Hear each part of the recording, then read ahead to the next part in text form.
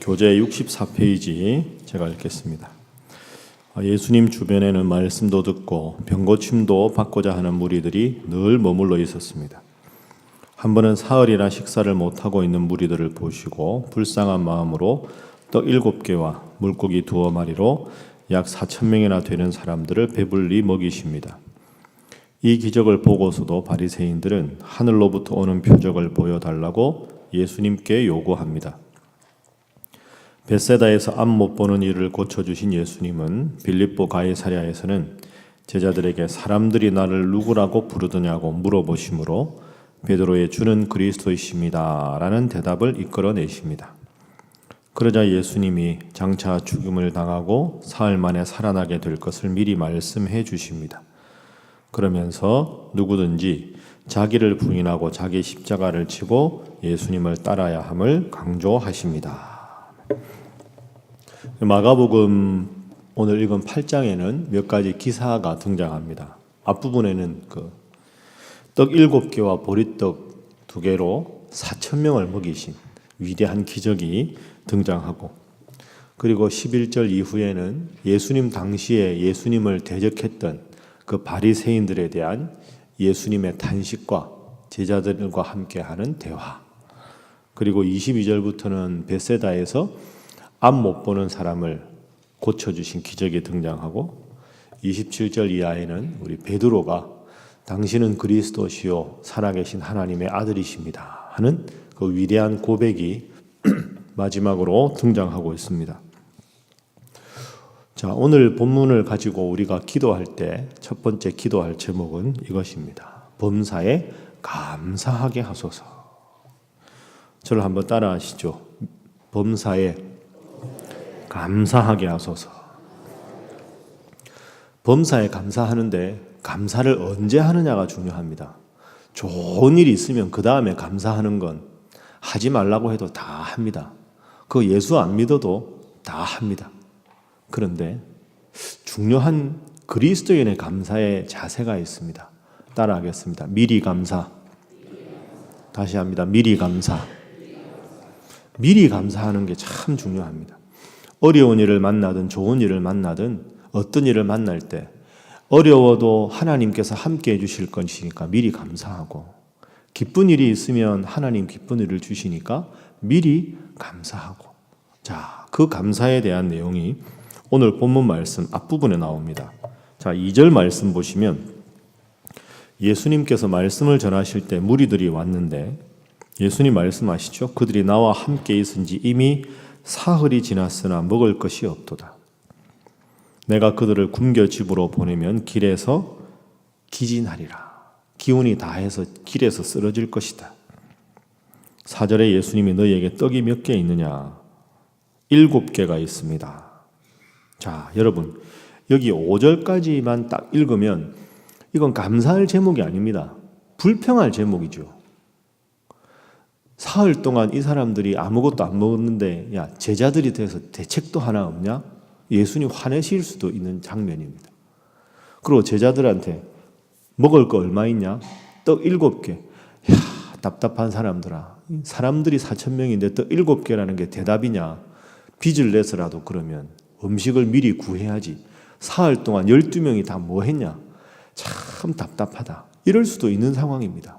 그런데 예수님이 사흘간 먹지 못한 무리들한테 그 사람들 뭔가 먹여야 되는데 먹을 게 전혀 없는 상황에 떡 7개 그 한 명만 먹으면 되는 양인데 그 다음 구절이 참 중요하지요. 6절 말씀. 자, 우리 함께 읽어봅니다. 시작. 예수께서 떡 7개를 가지사 축사하시고 떼어 제자들에게 주어 나누어 주게 하시니 제자들이 무리에게 나누어 주더라. 아멘. 여기서 중요한 단어는 축사하시고 하는 단어입니다. 한글로 축사라는 단어를 읽으면 두 가지 뜻입니다.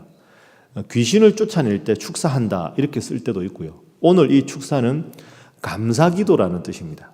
그러니까 여러분이 한번 장면을 상상을 해보십시오.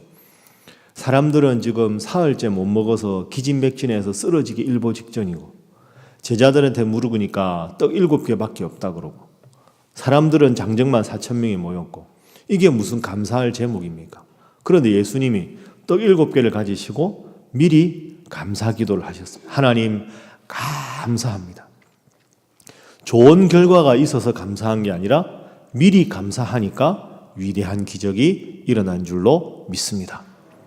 이게 보리떡 5개, 물고기 2마리로 장정 5,000명을 먹였을 때도 보면 요한복음 기사에 안드레가 예수님께 도시락 하나 가지고 오지요.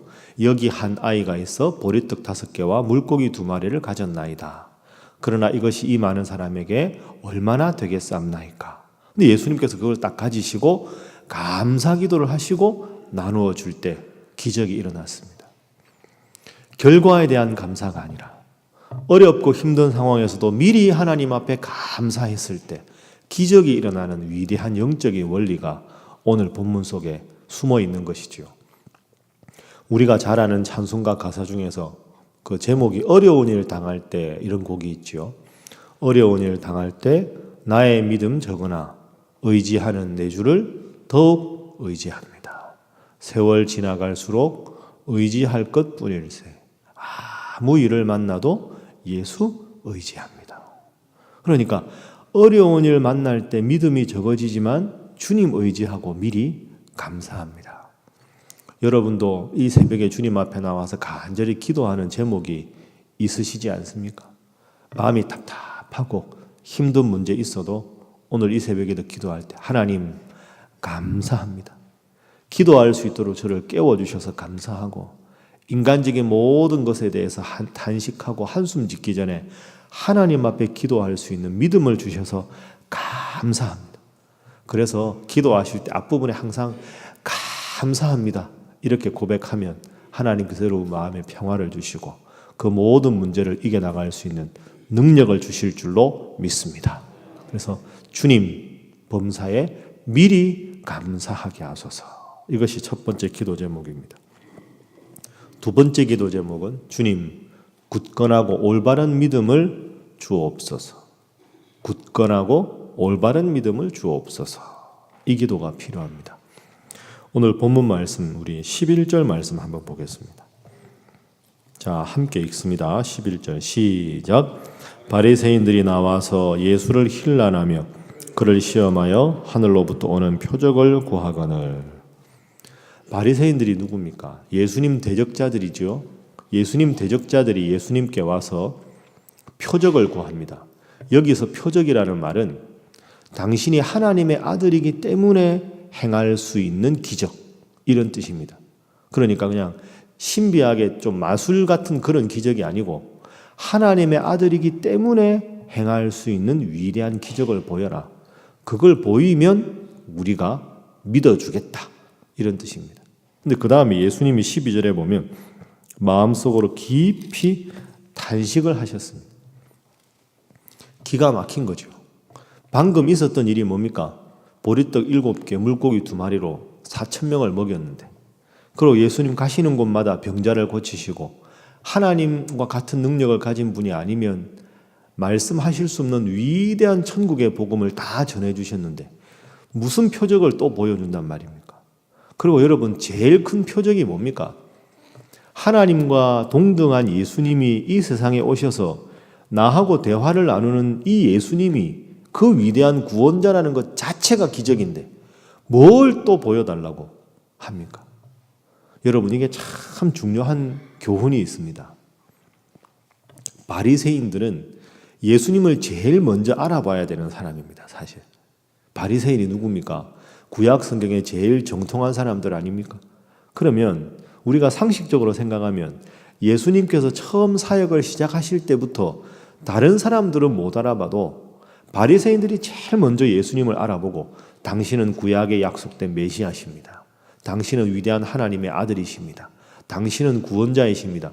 먼저 알아봐야 될 사람들이, 모든 불쌍하고 어리석은 무리들은 예수님을 따르는데 전문가라고 생각하는 사람은 하나님의 아들 예수님 앞에서 기적을 더 보여달라. 그래야 우리가 인정하겠다. 이런 어리석은 말을 지금 하고 있습니다. 그래서 다른 복음서에 보면 예수님께서 이들에게 내가 행할 것은 요나의 기적밖에 없다, 이렇게 말씀하십니다. 요나의 기적이 뭡니까? 요나가 물고기 뱃속에 3일을 있다가 나온 것처럼 예수님께서 십자가 달려 돌아가시고 부활의 소식을 들으면 그때라야 너희가 믿을 수 있겠구나. 이렇게 말씀을 하셨죠. 자, 오늘 우리에게도 적용을 해보겠습니다. 말씀에 가장 정통한 사람들이 가장 예수님을 알아보지 못하고 있습니다.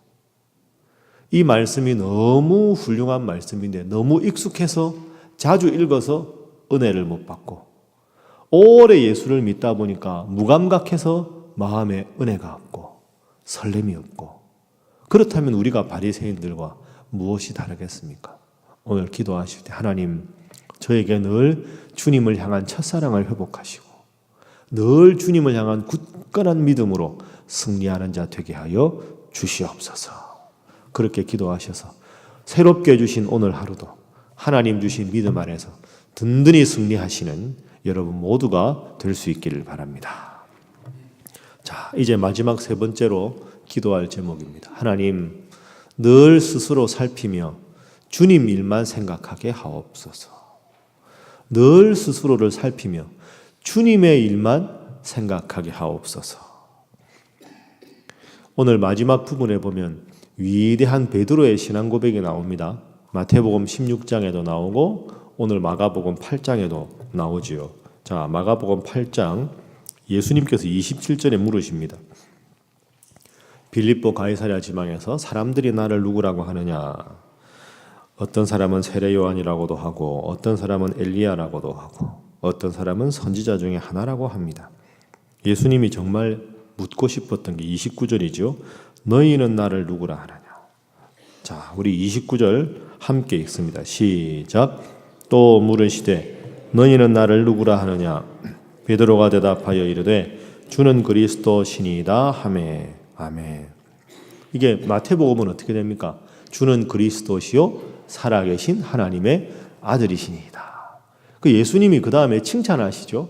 바요나 시모나 내가 복이 있도다. 이것을 알게 한 것은 내가 아니라 하나님께서 알게 하셨다. 내가 이 반석 위에 내 교회를 세우리니 음부의 권세가 이기지 못하리라. 그러니까 여러분 이 고백은 위대한 고백이지요. 예수님께서 칭찬하신 위대한 고백을 합니다. 그런데 그 다음을 보십시오. 예수님이 칭찬하신 이 베드로가 어떤 행동을 합니까? 자, 예수님께서 이제 30절에 아무에게도 말하지 말라고 큰 비밀을 알려주십니다. 31절 예수님께서 많은 고난을 받으시고 십자가에 죽으신 후에 사흘 만에 살아나야 할 것이다. 이 위대한 비밀을 알려주십니다. 그러니까 베드로가 어떻게 합니까? 32절 자 읽습니다. 시작. 드러내놓고 이 말씀을 하시니 베드로가 예수를 붙들고 항변하매. 항변한 게 뭐겠습니까? 예수님 안 됩니다. 예수님께서 죽으시다니요. 안 되는 일입니다. 절대로 안 됩니다. 흥분해서 말했겠지요. 자, 그 다음에 예수님 반응 한 절만 더 읽겠습니다. 33절 시작. 예수께서 베드로를 꾸짖어 이르시되 사탄아 내 뒤로 물러가라. 내가 하나님의 일을 생각하지 아니하고 도리어 사람의 일을 생각하는도다 하시고. 아멘. 베드로를 꾸짖으십니다. 그럼 우리가 이 본문을 한번 생각을 해보겠습니다. 한번 상상을 해보면 빌립보 가이사랴 지방에서 예수님께서 제자들에게 물었습니다. 사람들이 나를 누구라 하느냐? 너희는 나를 누구라 하느냐? 베드로가 참 훌륭한 대답을 합니다. 당신은 그리스도시요 살아계신 하나님의 아들이십니다. 이야, 베드로 너 정말 훌륭하다. 참 훌륭한 대답을 했다. 너의 이 위대한 믿음에 내 교회를 세우겠다. 베드로 지금 상태가 어떨까요? 우쭐했을 거 아닙니까? 야, 내가 역시 반장이라 다른 제자들도 나를 보고 좀 대단하다고 느꼈을 거야. 이 예수님이 나는 확실히 인정을 해주시네. 참 내가 오늘 진짜 기분이 좋다. 이랬을 거 아닙니까? 근데 예수님은 그 믿음의 고백을 들으시고 위대한 비밀을 내가 십자가에 죽을 것이다. 3일 만에 살아날 것이다. 그러면 예수님 앞에 인정받은 믿음을 가진 베드로라면 주님 뜻이 그렇습니까? 그렇다면 저희도 주님 가시는 그 길을 따라가겠습니다. 이게 베드로다운 거 아닙니까? 베드로가 뭐라 그랬습니까? 항변하며 주여 그리 마옵소서. 안 됩니다. 예수님께서 베드로에게 뭐라고 합니까? 사탄아 물러가라. 여러분, 이게 동일한 사람이라는 게 중요합니다. 방금 그렇게 위대한 믿음의 고백으로 예수님을 기쁘게 했던 베드로가 예수님 정말 하셔야 할 일을 말했을 때는 사탄의 짓을 하고 있다는 겁니다. 이게 우리 모습이지요. 하나님 앞에서 참 훌륭한 믿음으로 인정받을 때도 있는데 때로는 어떻게 같은 사람이 저럴 수가 있을까 할 정도로 믿음이 없고 시험에 빠지고 나약한 모습으로 갈 수밖에 없는 인간의 나약함이 오늘 베드로의 모습을 통해서 우리에게 보여지고 있습니다. 그래서 세 번째 기도 제목 말씀드린 대로 하나님 저로 하여금 늘 하나님 편에 있게 하시고 늘 하나님의 일을 도모하게 하여 주옵소서. 조금 뭔가 된다고 선줄로 생각하는 자 넘어질까 조심하라 하는 말씀처럼 조금 기도해서 뭐가 되고 나면 하나님 뜻이 아니라 내 뜻을 구하고 겸손하기보다는 교만해지고 그래서 베드로처럼 넘어지기 쉬운 것이 부족한 우리의 모습입니다. 이 새벽에도 기도하실 때 하나님 범사에 겸손하게 하시고 늘 주님의 편에서 주님 원하시는 삶을 살아가게 하여 주옵소서. 그렇게 기도하셔서 오늘 하루도 주님과 함께 동행하시고 주님 주신 기쁨과 즐거움으로 생활하시는 여러분 모두 되시기를 주님 이름으로 축복합니다. 함께 기도하겠습니다. 하나님 범사에 미리 감사하게 하시고 올바른 믿음으로 늘 하나님의 일만 생각하며 실천하는 자 되게 하여 주옵소서. 이 일 위해 기도하시고 또 계속되는 우리 공사를 위해서 그리고 어머니 기도회를 위해서 여러분 각자의 기도 제목을 놓고 간절하게 하나님 앞에 기도합니다. 주여 믿습니다. 주여 믿습니다. 주여 믿습니다.